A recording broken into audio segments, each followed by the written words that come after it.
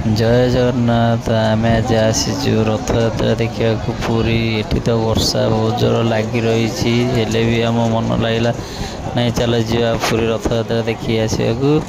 ଆମେ ଦେଖ ବର୍ତ୍ତମାନ ଏଠି ବର୍ଷାରେ ଭିଜିକି ବୁଲୁଛୁ।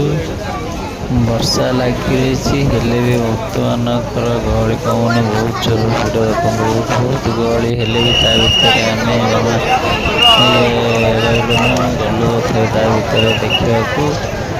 ଯାଇକି ଭିତରେ ବର୍ତ୍ତମାନ ଦେଖନ୍ତୁ କେତେ ଜୋର ଗହଳି ଲାଗିଛି, ବର୍ଷା ବି ବହୁତ ଜୋର ହେଉଛି ହେଲେ ବି ପଶିଯାଇଛୁ ତା ଭିତରେ ଆମେ ମାନେ ସବୁ।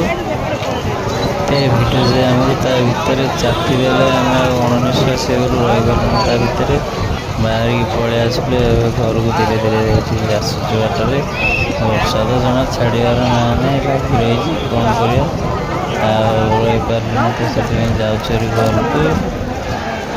ଏତେ ଗହଳି ତ ଭିତରେ କିଛି ଫଟୋ ଉଠେଇ ପାରିଲୁନୁ, ବାହାରୁ